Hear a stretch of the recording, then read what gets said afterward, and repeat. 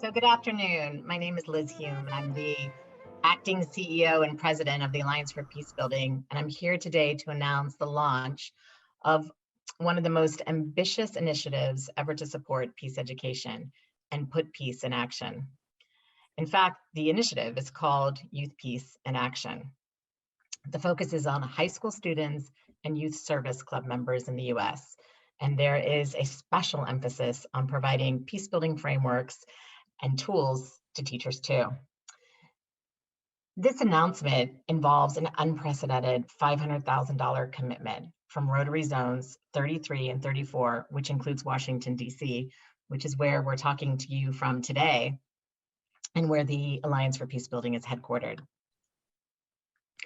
It's really an honor for me on behalf of AFP to be able to host this announcement because of its magnitude, but also because of the special relationship that the Alliance for Peacebuilding has with Rotary International as one of its members, New Gen Peacebuilders, and many other organizations that are part of this truly ambitious initiative. And we also recognize that when Rotary takes something on, they do it in a big way that can grow, attract partners, and grow to scale.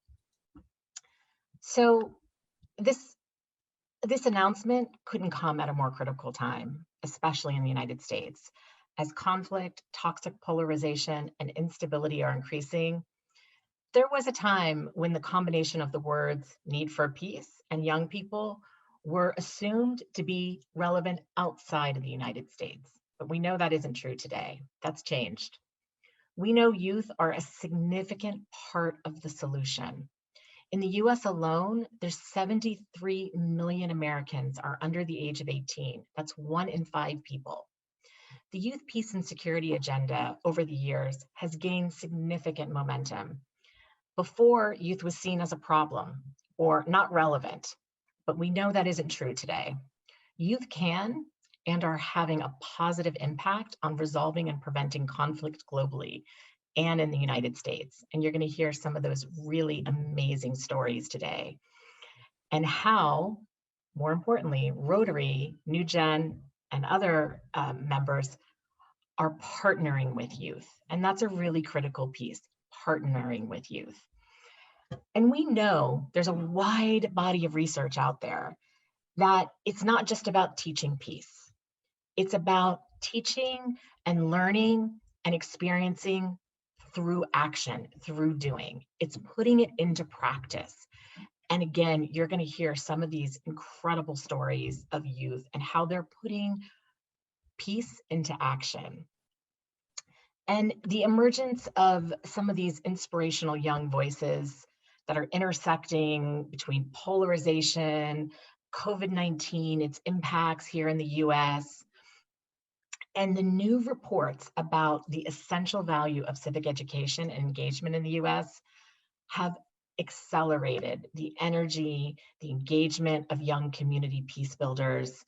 And this, again, critical timing. We know that education can be used to polarize, but it can also be used to build a culture of peace. And recently, a report, the Educating for American Democracy, was issued, and it calls on us to get serious and re-embrace civic education in a way that puts learning into action. But Rotary and New Gen and others, they were already working on this. They already know that, and they're putting this into practice. And at the Alliance for Peacebuilding, one of our themes is uniting for peace.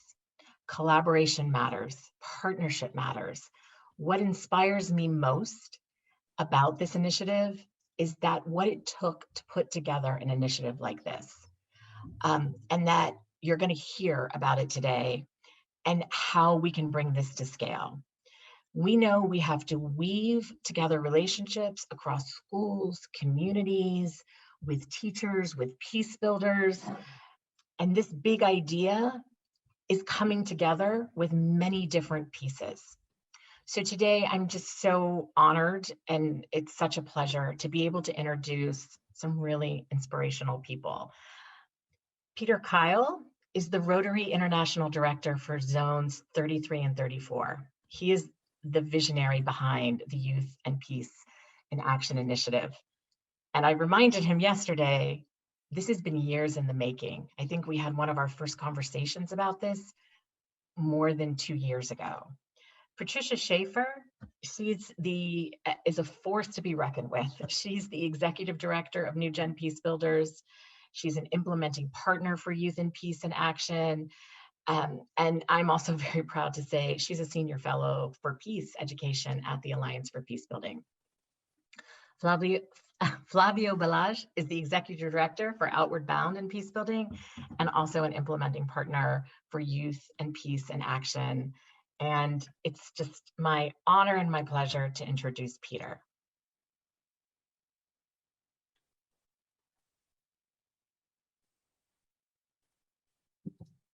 What a great introduction.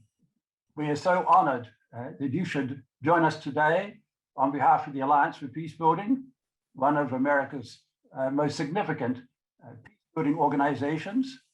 And we're thrilled that you have decided to host this very special moment for the Youth and Peace and Action initiative. And I'm delighted that we have the whole team together. The team has been led by many, many Rotarians. All have made a significant contribution to converting this dream that I had some years ago into reality. As you know, Rotary has a number of areas of focus, including peace and conflict resolution. And one of our key goals is building peace in communities we serve. Rotary is the largest community-based, peace-oriented organization in the world, and we take great pride in the many peace-building initiatives that Rotarians all across the world have been engaged with over the last 115 years. Rotarians are also very passionate about service to young people, and we like to support their leadership development opportunities. We do this through many programs, including Interact, Rotaract, Rotary Youth Exchange, and the Rotary Youth Leadership Award Program. One of the other significant programs of Rotary International is the Rotary Peace Fellowship Program. I had the privilege to chair the Rotary Peace Centers Committee for 3 years. And I can tell you that the Peace Fellows that we are promoting today and graduating all across the world are some of the most capable young people that the world has to offer. And it is a tribute to Rotary that we have engaged in such an important and enduring program. And yet it's very clear to me that a lot more remains to be done to build peace in our communities. We have the capacity to lead the way. We have the brand, we have the reputation, we have the resources. Rotary is a very significant organization in the world humanitarian peace-building community. We live and breathe through our local communities. We have over 36,000 clubs and over 1 million Rotarians all across the world. So today it's my great honor to share that the Rotary districts in zones 33 and 34, through the 1,700 clubs that we have, started off with a commitment of $500,000 to launch the Youth and Peace and Action initiative, our signature initiative this year and for next year. And now it is the largest local peace-building initiative in Rotary's history. You might ask, why is zones 33 and 34 doing this? What is special about our two zones? Well, we offer a very compelling geographical base. The two zones span 9 states in the Mid-Atlantic and Southeastern United States, including Washington, D.C. We also include almost all of the countries in the Caribbean and parts of South America. We are home to the largest number of peace-focused organizations and Rotary Peace Fellows in the area. And of course, we are the host to one of the main Rotary Peace Centers, the University of North Carolina and Duke University Rotary Peace Center in Chapel Hill, North Carolina. So when I was thinking about what we could do to promote a more peaceful world in our two zones, I turned to the leaders in these zones, and I've offered up a potential for what I regard as a very ambitious and bold idea. But Rotarians are known for promoting ambitious and bold ideas and programs. Rotary is the perfect organization to serve as a convener and connector. We think boldly, and we are well placed to make a landmark investment for change. I wanted the two zones to change the game of peace in Rotary. I wanted our two zones to provide an example of what we could do if we put our minds together and work together with all the districts in our two zones and show what is possible to other parts of the world. So to get this big idea rolling, several months ago, I turned to two Rotary Peace Fellows, Patricia Schaefer of New Gen Peacebuilders and Anna Patel of the Outward Bound Center for Peacebuilding. They and their teams have been instrumental in imagining and reimagining this vision along with Rotary and Rotarians. And I'm delighted now to turn to Patricia Schaefer to share some details of how Youth and Peace in Action works beginning today. Thanks, Peter, and thanks, Liz. And that phrase, beginning today, is so powerful. As you just heard, everyone, this has been an idea in Peter's mind for at least a couple of years, or certainly Peter, Liz, and I have been talking about it for a couple of years.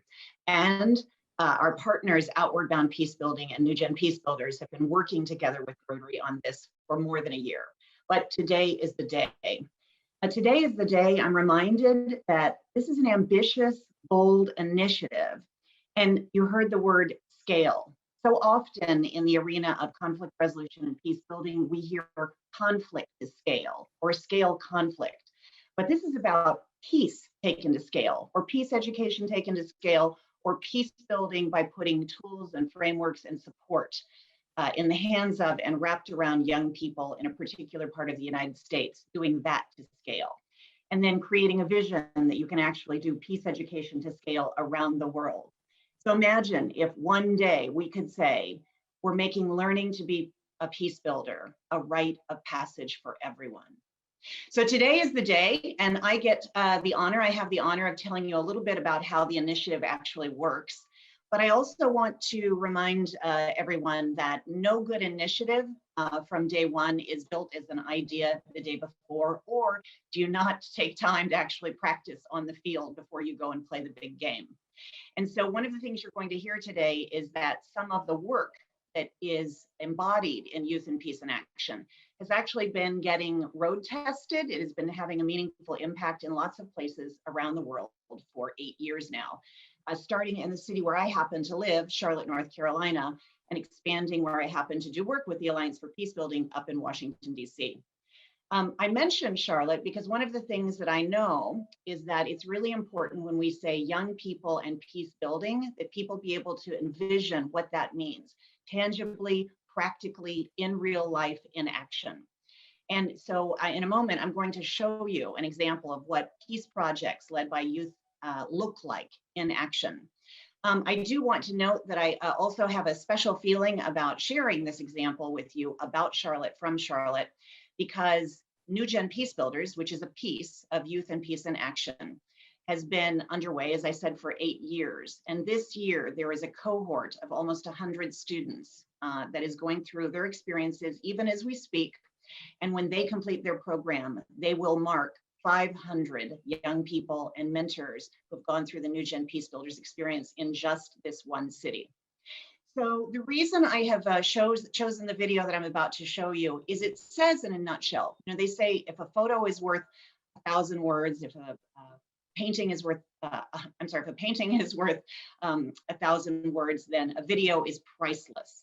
And so this video gives you a capsulized view of what peace projects look like after young people go through a training experience and then bring their ideas to life.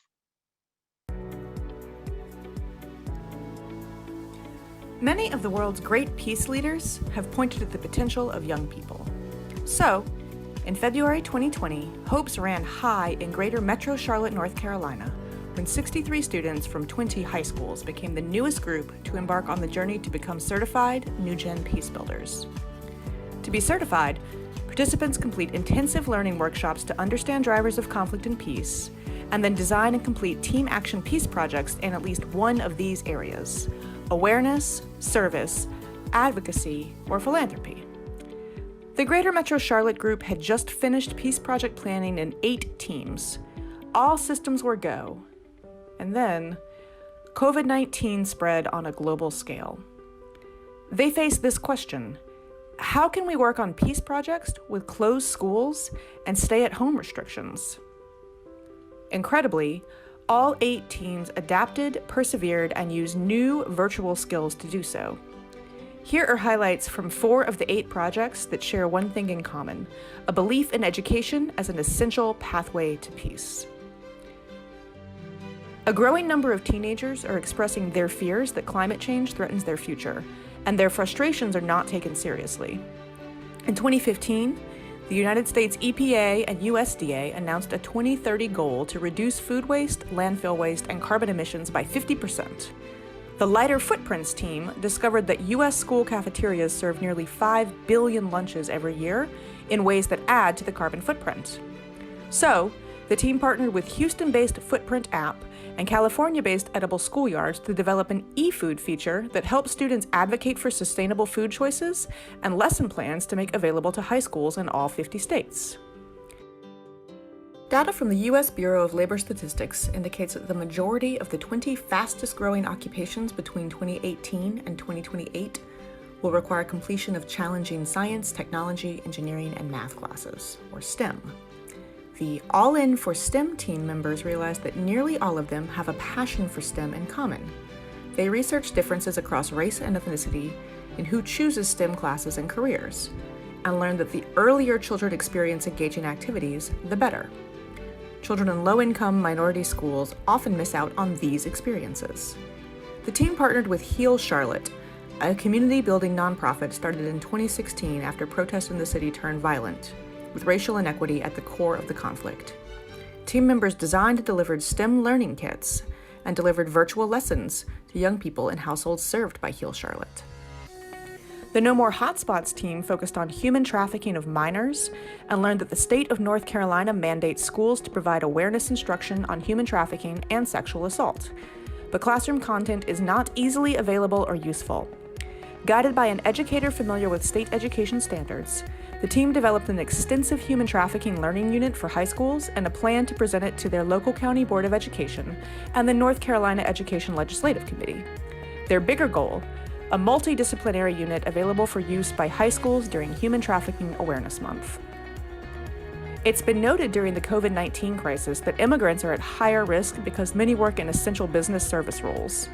Most official websites on COVID-19 protection measures are in English only, and protective face masks are not widely available to immigrant communities.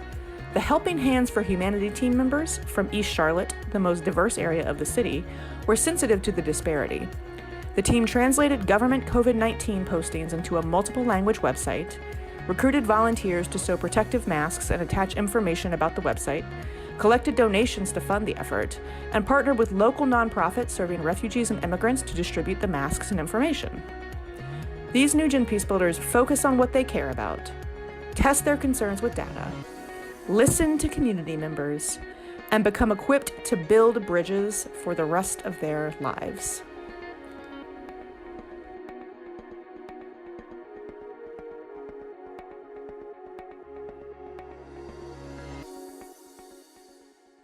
So under the heading of never stopping, always seeking the next opportunity to do good work in the world, I want to acknowledge that those pinpoints you saw around the map, in many cases, those opportunities to train New Gen Peacebuilders were supported by Rotarians at the local level through clubs and district support.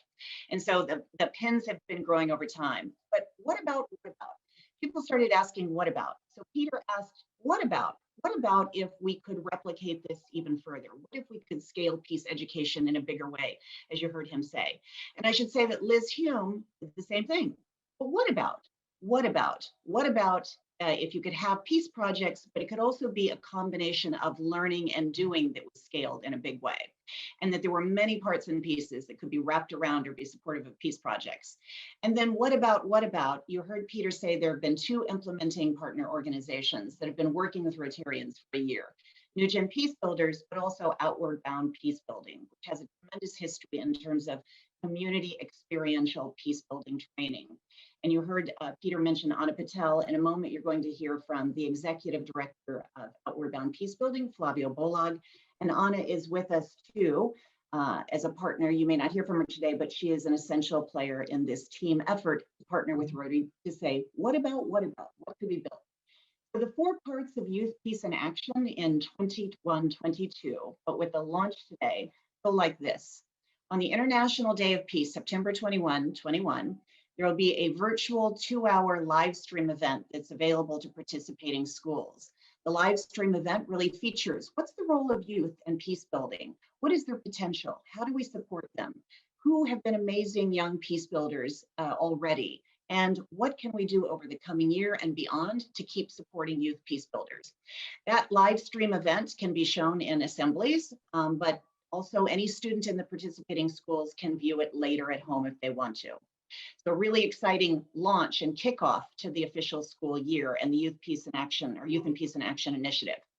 Then in the fall, from October through December, there will be the introduction of an online peace education learning platform that can be accessed on your desktop, but it's also mobile friendly. And we have the good fortune to have a very sophisticated technology learning management systems company behind the launch of this tool. Now, this tool is really exciting because I'll tell you in a moment that yes, there's information about peace education on it and peace building. There are also interactive elements that really make elements of peace education available on a large scale. Then, for those students who complete certain activities on this online learning community before December, they will be able to apply as service club leaders for peace project training and the opportunity to be mentored to produce peace projects in a team-focused way in their communities. That will happen between January and April 2022. And then last but not least, we can't have a learning experience without reflecting and celebrating. So in May 2022, the Youth and Peace and Action Initiative includes celebrations, recognition for all of the many peace projects that youth will develop, their mentors during the spring period. And those who get to come, parents, friends, educators, civic leaders, will have the opportunity to be facilitated through dialogues about what occurred in the learning. They'll learn from the students, they'll reflect on the peace projects, and they'll get to dialogue about what they can do next in their communities to expand peace education. So that's the arc of next year. A little bit about that mobile-friendly way of communicating peace education opportunities and content. It's more than just an app. Don't underestimate it. There are actually going to be 4 components to it. One is the content, and we've actually taken vetted best practices in peace education and content that's been worked with and tested over the past 8 years, and we are digitizing it. We are converting it in an appropriate way to be available online, and again, in a mobile-friendly way. Also, there are challenges. For instance, the 21-day challenge to find something in your community or do something in your community on a daily basis promotes peace. There's an old maxim that if you can practice a habit for 21 days, it can be transformative. So why not a 21-day peace challenge? There will be cases. So young people get super inspired by seeing other young people who have created peace projects across a plethora of topics: environment, gun violence, education equity, you name it, it can be a peace project. And so there will be cases that young people can see of other youth-led peace projects that can inspire them, and they can replicate them, they can create new ones. And then last, it's a community. So a question we often get asked is, well, if I'm a young person and I'm working on a peace project in South Carolina, could I know what's going on in Delaware? Or can I be in a dialogue about hunger? Can I be in a dialogue about how I want to make a difference in terms of bullying in my school? There's a community component to share ideas, have dialogues, share new learnings, and so on. So it's as much community as it is content. So 4 key elements in this learning management system devoted to peace education and peace building. And it's not a closed container system. So one of the things that we found over time is it's really important to offer young people tools and frameworks that might normally only be available in adult professional settings, or they might only be available in university settings if you're studying conflict resolution and peace building. So through the great relationship, the strategic relationship that Rotary International already has with the Institute for Economics and Peace, and our own relationship as partners, we're able to make frameworks and tools available, such as the 8 pillars of positive peace, giving students an opportunity to interact with it and use it as a basis for creating peace projects. And there are all kinds of other relationships that make those kinds of frameworks and tools available to students going through these programs, whether it's online or it's live with the Peace Project training. And we can't say enough about that, because one of the things that we find with the peace education process is it's not just about peace. It's education and experiential learning and practice for peace, to put it into action. And we find that these tools and frameworks that sometimes may be only available to the select few really are very powerful tools when we put them in the hands of young people. And many of the peace projects, including several that you saw today, relied on young people being exposed to frameworks and tools like these, so they can think critically about issues in their community, think more smartly about what constitutes a peace project, and have a frame to actually go about implementing it in their community. And Liz mentioned educators. So notice, and educators, exclamation point. One of the things that became very apparent as the Youth and Peace in Action initiative was being conceptualized, and as we as implementing partners who are working with the Rotarians saw, and Liz is a very vocal proponent of, who has more interaction with young people at the high school age than anybody else in this country on a daily basis? It's our educators, it's our teachers. And it so happens that social studies, including US history instruction, is one of the common things that almost every student in this country will have by the time they complete high school. Of course, social studies includes US history, it includes civics, it includes global politics, it includes derivations of that, but what we've been doing is piloting peace education training or professional development with educators in Birmingham, Alabama, Charlotte, North Carolina, and Vermont. And what we have learned is that there really is a hunger among educators to take these peace building frameworks and tools, put them alongside what they have to teach already, and create new ways of sharing the information they share every day with their students, especially when they're very interested in their students becoming great civically minded leaders. So that's been very successful, and the consequence is we have conversations going with educational administrators in a number of states, including Georgia, Florida, Delaware, and West Virginia, not to mention the states that I just did. So we're very excited about what's available to young people when they get to have learning experiences on their own, but when they get to be guided and supported and mentored by the educators that they see and trust every day. So we are here to serve the teachers too.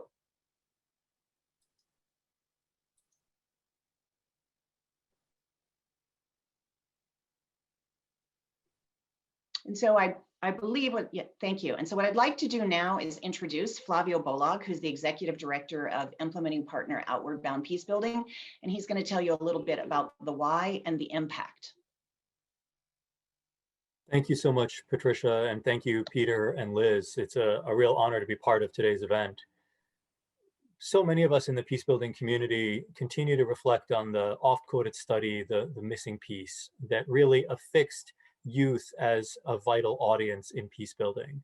And in our work, I think one of the thrusts of Youth and Peace in Action is not just that youth need to be a vital audience, not just that they are vital participants in the work of peace, but that they have the potential to lead, and that we are so excited to see and hear their voice and their ideas as we move forward.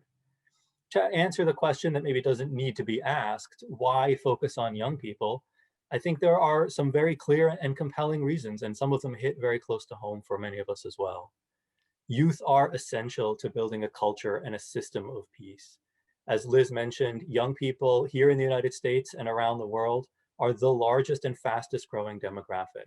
More than ever, they are incredibly information savvy and information literate. They're eager to foster change.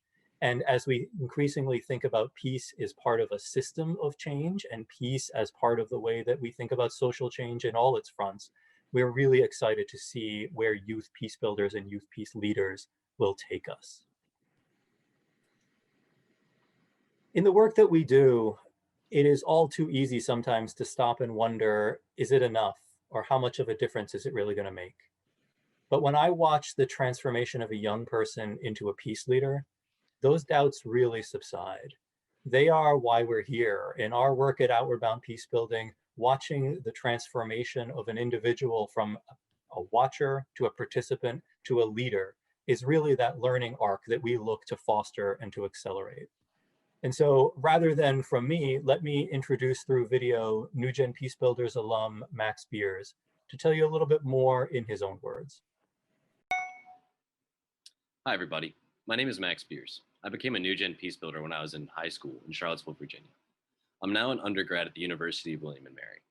The Team Peace project I worked on in New Gen focused on building connections with people experiencing homelessness by using opportunities to work on creative art projects. First, you might hear this and say, why? How does that build peace? But the project came out of two things. We had members on the team who were experienced with art projects, and our research showed that there's evidence that access and availability of opportunities to do art in shelters can help reduce the mental and emotional stress of homelessness. The project's purpose was so clear that team members entered into an annual community innovation contest and won first prize, including the opportunity to further develop the project in a University of Virginia Darden School of Business Innovation Lab. Art for the Heart lasted for 3 years, during which time it became a legal nonprofit. My advice to you is that New Gen Peacebuilders offers the opportunity to work on something you care about with highly empathetic young people who care and are motivated to make a difference. When I first joined New Gen, I had limited real-world skills, but I quickly learned through experience. The program challenges you to plan, to be outgoing, and to engage with other students and community members you might not otherwise engage with. By the end of the program, I felt far more confident in my ability to work cohesively and meaningfully within a team, and to just say yes. And bonus, the summer after the program, I was chosen to co-facilitate a community table conversation with community leaders about 4 key social and economic issues in Charlottesville. At that event, I met the president of the University of Virginia, and later that year was part of a youth advocacy team that met with congressional staffers in Washington, D.C., and spoke at a conference about the essential role of young people in building peace.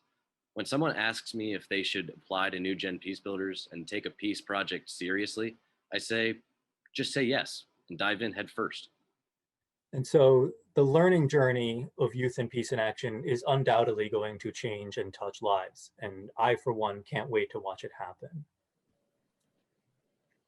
You've heard from Liz and Peter and Patricia, this conversation and this project began with the notion of what if we started with a really big idea? And so at the point that we've come to now, how do we frame the impact of Youth in Peace in Action? What is going to come out of this big idea? The power of Rotary and the Rotary Network has allowed us to be ambitious all along. And Rotary's dynamic system of districts and clubs really paints a map where we can begin to build peace and bring imagination to local challenges in communities across multiple states and even into the Caribbean as this project moves forward. Because it's a big idea, because we're touching lots and lots of individual lives as a group and as a community in formation, we also have the opportunity to talk about some big numbers, which are inspiring and exciting really in their own right. Youth in Peace in Action is poised to engage more than 35,000 young people, 35,000 students in more than 800 schools. And Liz and Patricia alluded to that, how vital it is to bring this within the school environment and within the education space. Building off of that, more than 5,000 student leaders will take their next level of training in that second half of the year and really become hands-on trained to take peace and build action out of it and start and build those 500 local peace projects, the kind of examples of which you saw earlier. Those peace projects, that ability to bring idea to reality and to work on local questions and community challenges, and then to continue to bring people to those projects is really the most exciting part of the impact as we're thinking about the year to come. Each of those projects continues the growth of an ecosystem, an environment that needs and in fact invites all of us to be part of it and to help sustain it and grow it as we move forward. You also heard Patricia talk a little bit in detail about the importance of teachers in classrooms. In this first year of Youth in Peace in Action, 500 teachers through Rotary's investment will have access to peace education curriculum and materials and receive professional development so that they can bring the ideas of peace education into the classroom where students are spending time every day. Throughout the year, we look forward to sharing more updates and to sharing other highlights and progress as we go. We invite you to look ahead with us and to see what these incredible young leaders will accomplish and what we can all do together to support them. Today, on April 7th, we're very excited to launch this project to its next phase. In the next couple of days, really in this week from April 7th to April 14th, you'll see a large undertaking as Rotary mobilizes its network through districts down to clubs and members and really begins to generate and spread the excitement of this project into local communities. To what end? Because on April 14th, a week from today, we pivot to the point of really beginning to share this information with schools, with teachers, educators, club advisors, interact clubs, service clubs within the high school, and begin to form the community that will get going on this learning journey come September of 2021. We're so excited to do this as part of a system, as part of a community, and we look forward to many more joining us. On that note, I'm pleased to turn it back over to Peter Kyle. Great. Well, thank you, Flavio.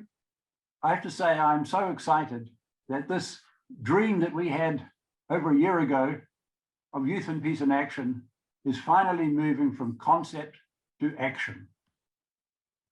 As I mentioned earlier, Rotary has a very long and rich history of promoting peace, advocating for and establishing a range of peace initiatives and peace education activities around the world. This year marks the centenary of the very first resolution which Rotarians adopted in 1921 at the International Convention in Edinburgh, calling on Rotarians to promote international understanding, goodwill and peace. And those words, promote international understanding, goodwill and peace, are enshrined in the object of Rotary, and they form the basis of the Rotary Foundation.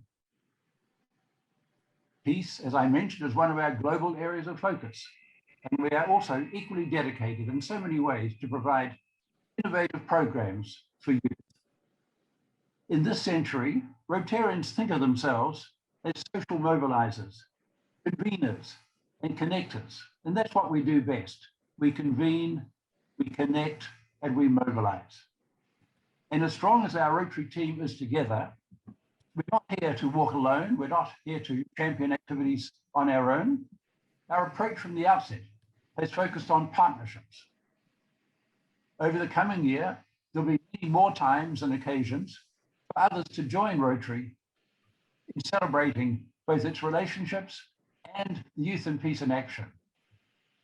And we pay a special tribute to a long-term partner of Rotary, the Alliance for Peacebuilding. Having the Alliance here today and having Liz Hume, the acting chief executive, is really quite an honor. And we thank you, Liz, and please convey our thanks to all the members of the Alliance for Peacebuilding. We hope that the Youth in Peace in Action initiative will catch the attention of many of our existing partners, but will also lead to creation of new friends and collaborators. And we invite you all to connect with us. Rotary has started off this investment with $500,000, a very big, ambitious, bold initiative. We welcome all who would like to be part of this initiative and would like to move forward with the Youth in Peace in Action initiative. So with that, may I pass back for closing remarks to Liz Hume, the Acting Executive Director for the Alliance for Peacebuilding. So I just want to end on this note and say, why is this such an incredible initiative? And I know people a lot of times don't want to tout their work and and say how amazing it is, but I really want people to understand why this is such an important initiative. One, in the schools in the US, we go down to the district level. There's no overarching system that decides what curriculum is. We know that so many of the schools in the US have so many things that are layered on top of them in terms of testing, standardized testing. So getting something like this into the schools to say that this is important enough is revolutionary. And it's not seen as an add-on. It's part of the system. It's being built into part of the system. And that is amazing. So it can be easy to dream up this big idea, but it is really hard to implement it, especially in a system, an education system that is so complex as the United States. So this is, it's beyond inspiring right now. We are so thankful for Rotary and Outward Bound and New Gen Peacebuilders that have really taken the lead on this. And we have just been, AFP is thrilled to be part of the process and help in any way we can. But we are really grateful to Rotary, specifically Peter, Patricia, Anna Patel, Flavio. I know how hard you guys have all been working on this. But these aren't the only efforts. There's many more that are happening. At the Alliance for Peacebuilding, we're also championing efforts like this, but also the Youth Peace and Security Act that is hopefully will be introduced again into Congress this year. We are also thrilled to endorse Senator Coons, Democrat from Delaware, and also Senator Cornyn, Republican from Texas, who have introduced a bill that would call for investing $1 billion annually in civics and history education, the Education for Democracy Act. We've signed on, and we hope you all will too as well. To get involved in any of these pieces of legislation, and just as importantly, this initiative. We are thrilled to be supporting it, and we know it is going to be a phenomenal success because we know the youth are primed and ready, and there's this tremendous partnership has been put together.